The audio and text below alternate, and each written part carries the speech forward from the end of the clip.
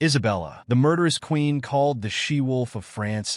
Isabella of France remains one of the most controversial and powerful queens in medieval European history. Dubbed the she-wolf of France, Isabella's life was marked by betrayal, rebellion, and ruthless ambition. Her notorious reputation was cemented not only by her political maneuverings, but also by the brutal punishment she inflicted on those who crossed her, including her involvement in the severe punishment of her sisters-in-law during the infamous Tour de Nesle affair. This scandal, which rocked the French royal family, saw Isabella accuse the wives of her brothers of adultery, leading to public humiliation and harsh imprisonment. Such early displays of cold political calculation hinted at the formidable queen she would become. This video will explore the multifaceted life of Isabella, exploring her early years, her tumultuous marriage, the intense political intrigue she navigated, her daring rebellion against Edward II, and her complex legacy. By examining these chapters of her life in detail, we can better understand how Isabella earned her reputation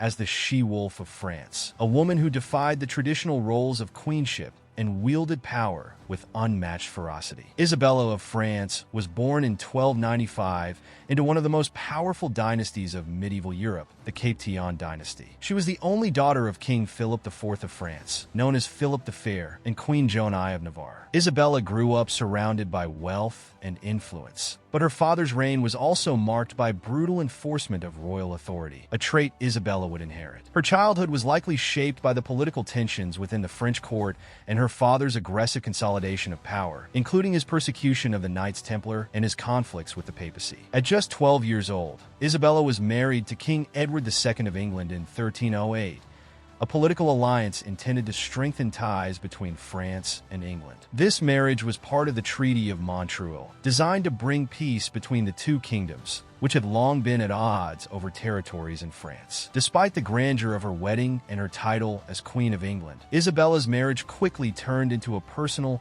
and political nightmare. Edward II's intense favoritism towards Piers Gaveston, a Gascon knight, caused immense friction at court. Gaveston held influence over the king to such a degree that Isabella was sidelined. Her role as queen diminished. Edward lavished Gaveston with titles, wealth, and lands, ignoring Isabella's needs and undermining her authority. Their relationship, whether romantic or deeply intimate, created widespread resentment among the English nobility. Isabella, isolated in a foreign court, struggled to assert herself. Her dowry was mismanaged, and Edward neglected to provide her with the status and influence typically accorded to a queen. Furthermore, her French entourage was dismissed, further deepening her alienation. Despite these challenges, Isabella fulfilled her royal duties, giving birth to 4 children. Her most significant political asset was her firstborn son, Edward III, born in 1312. This secured her position as queen, but it did little to shield her from Edward's neglect and the increasing hostility at court. Isabella's early years in England taught her the harsh realities of medieval power dynamics. It became evident that survival required more than royal birth. It demanded strategic alliances and political cunning. Isabella's initial experiences of powerlessness and betrayal would later fuel her determination to assert authority in ways that defied medieval expectations for queens. Her marriage, far from being a union of mutual respect, became a battleground that would push Isabella to seek her own power, eventually leading to one of the most dramatic overthrows in English royal history. The political climate in England during Isabella's early reign was volatile, and the king's favoritism towards Piers Gaveston only intensified tensions among the barons. Gaveston's arrogance and privileged position bred widespread resentment, especially among the most powerful nobles, who viewed him as a threat to their influence. Isabella, sensing the unrest, began aligning herself with the baronial opposition. This alliance was not born out of loyalty to the nobility, but out of necessity. Isabella recognized that Gaveston's dominance threatened her own position and the stability of the monarchy. In 1311, under pressure from the barons, Edward II was forced to exile Gaveston, but the king's deep attachment to his favorite led to Gaveston's swift return, defying the nobles' demands. This blatant disregard for the barons' authority ignited further rebellion. By 1312, Gaveston was captured and executed by a group of rebellious lords, notably Thomas, Earl of Lancaster. Isabella, while not directly involved in Gaveston's downfall, benefited politically from the outcome. The execution weakened Edward's hold over the kingdom and shifted the balance of power. Isabella's influence grew as she gave birth to Edward III in 1312, providing England with a male heir. This not only secured the royal lineage, but also solidified Isabella's political relevance. She began to assert herself more boldly, cultivating alliances with powerful nobles and maneuvering through the treacherous political landscape. However, the kingdom remained unstable, and Edward II's inability to govern effectively deepened the discontent. His favoritism soon shifted to a new courtier, Hugh Despenser, plunging the kingdom into further turmoil. Isabella's growing political awareness and strategic alliances during this period highlight her evolution from a passive queen consort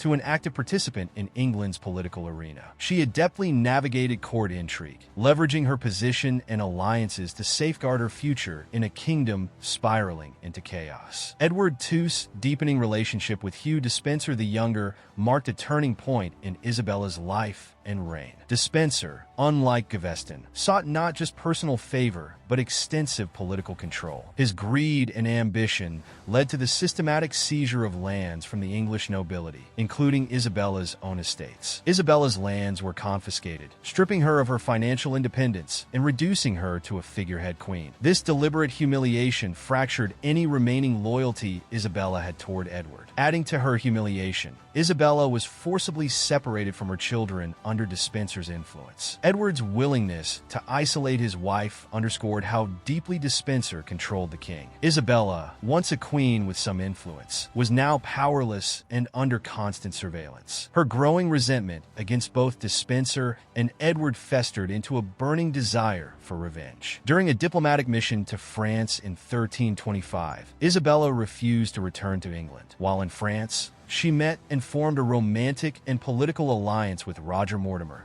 an exiled English nobleman who shared her hatred for Edward and Despenser. Together, they plotted the overthrow of Edward II, setting the stage for one of the most significant rebellions in English history. Isabella's rebellion against her husband, Edward II, was the culmination of years of frustration, humiliation, and political calculation. After being ostracized from the English court and exiled in France, Isabella's resentment grew, especially as her position as queen continued to deteriorate under the dominance of Hugh Despenser. Despenser's overwhelming influence over Edward II was a catalyst for Isabella's eventual decision to take action. The king's neglect of his queen, his favoritism towards the Despensers, and the loss of her lands and authority created an irreparable rift in their marriage. In 1325, Isabella embarked on a diplomatic mission to France, ostensibly to negotiate a truce between England and France. However, her real purpose was far more subversive. She used the opportunity to plot her revenge. While in France, Isabella met with her lover and political ally, Roger Mortimer, a former nobleman who had been exiled by Edward II. Mortimer had a deep personal animosity toward the king, and he quickly became Isabella's most trusted ally in her quest for power. The two devised a bold plan to return to England, gather support, and overthrow Edward II.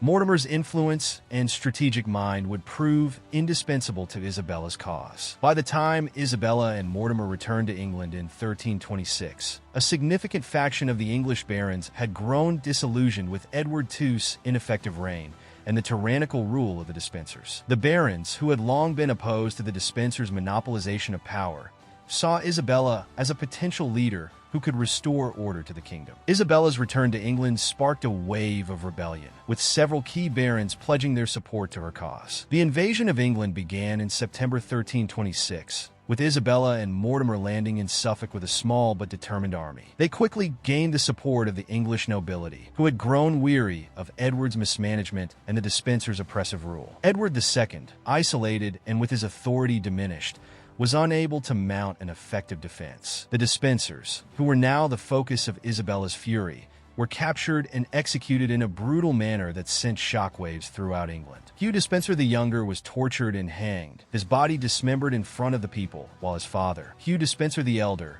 was executed in a similarly gruesome fashion. These executions marked the end of the Despensers' influence over England and symbolized Isabella's complete victory over her enemies. But Isabella's ultimate goal was the dethronement of her husband, Edward II, whose continued rule had become untenable. The Queen and her supporters believed that his ineptitude and failure to protect the kingdom had left him unfit to be king. In January 1327, under intense pressure and facing the prospect of losing his throne, Edward II was formally deposed. His son, Edward III, who was only 14 years old at the time, was proclaimed king. Isabella and Mortimer assumed the role of regents for the young king, effectively taking control of England. The deposed Edward II was imprisoned in Berkeley Castle, and his death soon followed. While the circumstances of his death remain suspicious, many historians believe that he was murdered on Isabella's orders, possibly as a result of a violent confrontation orchestrated by Mortimer. Isabella's rebellion had been a resounding success, and she had achieved her goal of deposing her husband. However, the aftermath of her actions would be far more complicated. While she had toppled Edward II and placed her son on the throne, she had also created a power vacuum that allowed Mortimer to rise to prominence. Mortimer, who had been instrumental in Isabella's success, now became a co-regent of England, wielding immense power and influence. Isabella, despite her role in the rebellion, found herself sidelined as Mortimer began to dominate the governance of the realm. Isabella's success in overthrowing Edward II demonstrated her political acumen and her ability to navigate the complexities of medieval power struggles. Her ruthless determination and her willingness to form strategic alliances, even with her lover, Roger Mortimer, were key to her victory. However, her role in the death of Edward II and the violent overthrow of the Despensers left a stain on her legacy. The Queen, who had once been humiliated and ignored, had now become a central figure in English politics, but her rise to power had come at a great cost. Following the deposition of Edward II, Isabella assumed a position of considerable power as regent for her son, Edward III. While technically the Queen Mother, Isabella ruled England alongside Roger Mortimer, who had become the de facto ruler of the kingdom. Mortimer's dominance, however, led to growing resentment from the English nobility, who viewed him as a usurper and a tyrant. The barons had backed Isabella in the hope of restoring stability to the kingdom, but Mortimer's oppressive policies and his growing influence soon alienated many of those who had supported the rebellion. Isabella's position as regent was precarious, and her influence was constantly undermined by Mortimer's actions. While Isabella had once been the driving force behind the rebellion against Edward II, she now found herself sidelined by Mortimer, who controlled the political and military affairs of the kingdom. The Queen Mother, though still a figurehead of power, was overshadowed by Mortimer's ruthless ambition. His heavy-handed approach to governance, including his confiscation of lands from nobles who opposed him, sparked widespread discontent among the English barons. Despite her diminished role, Isabella maintained a lavish lifestyle, indulging in luxury and wealth while England suffered from political instability. Her relationship with Mortimer, which had initially been based on mutual political gain, began to sour. Mortimer's arrogance and overreach alienated many of the barons who had supported him. Isabella, once a woman of action and political calculation, now found herself in a position of decline, unable to exert the same level of control she had in the past. The situation took a dramatic turn in 1330, when Edward III, now 16 years old, decided to take matters into his own hands. The young king, eager to reclaim his authority and end Mortimer's influence, staged a coup with the help of loyal supporters. Edward III seized control of the government, arresting Mortimer and charging him with treason. Mortimer was executed in November 1330, and Isabella's reign as regent came to a sudden and humiliating end. Although Isabella was not punished for her role in the coup, her power had been completely diminished. She was confined to a life of relative obscurity, relegated to the role of a mother figure to the new king, rather than a ruler in her own right. Isabella's decline was swift, and she was never able to regain the political influence she had once enjoyed. Her relationship with her son, Edward III, remained cordial but distant, and she spent the remainder of her life in the background of English politics. Isabella's regency,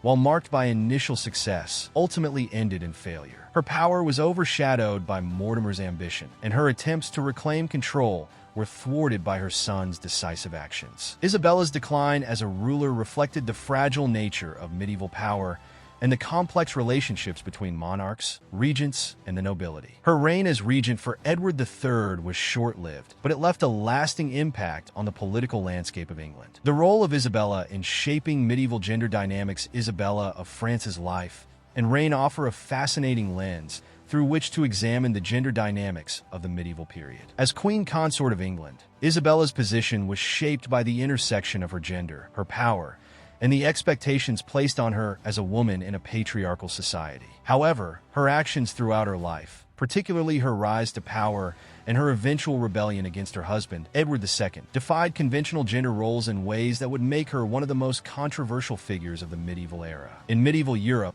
queens were often expected to uphold traditional gender roles, which were tied to ideals of femininity, submission, and subservience to their husbands. As a woman in a royal family, Isabella's marriage to Edward II was meant to strengthen political alliances rather than to forge personal bonds. In theory, as queen consort, her role was largely ceremonial and symbolic, designed to support the king and bear heirs to the throne. Like many royal women, Isabella's identity was inextricably linked to her husband and children, and her power was meant to derive from her status as the wife of the king. Yet Isabella's early life defied the traditional passivity expected of royal women. Born in 1295 to King Philip IV of France and Joan I of Navarre, she was raised in a court where political maneuvering was the norm. Her upbringing exposed her to the intricacies of diplomacy and statecraft, even if these skills were not initially nurtured in her as tools for power in her own right. The marriage of Isabella to Edward II in 1308 was designed to forge a Franco-English alliance, but it would set the stage for Isabella's eventual use of power in ways that were exceptional for her time. Following her fall from power, Isabella retreated to a quiet life of house arrest, far removed from the intrigues of the English court. Her son, Edward III, took full control of the throne, and Isabella's influence over the realm was forever diminished. Yet, despite her diminished political status, Isabella remained a figure of intrigue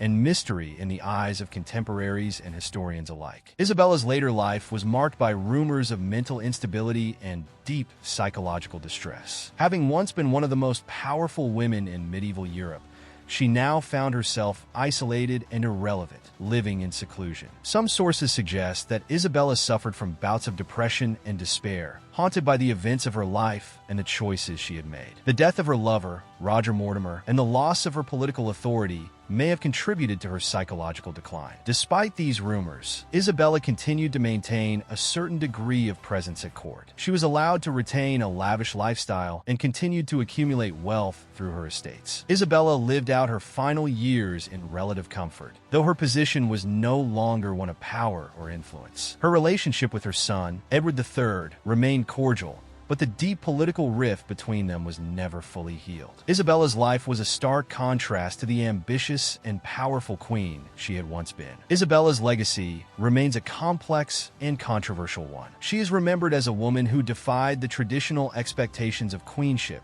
and wielded power with ruthless determination. Her role in the overthrow of Edward II and the execution of the dispenser cemented her reputation as a she-wolf, a queen who was willing to go to any lengths to secure her position and avenge her wrongs. Yet, her downfall also serves as a reminder of the fragility of power and the dangers of unchecked ambition. Historians continue to debate Isabella's actions and motivations, with some viewing her as a victim of her circumstances, while others see her as a calculating and ruthless monarch who used her power to achieve her own ends. What do you think about Isabella's story? Was she a cunning strategist or a misunderstood figure of her time? Let us know your thoughts in the comments. And if you're fascinated by tales of political intrigue and ambition, don't forget to like this video, subscribe to our channel, and hit the notification bell for more captivating historical stories.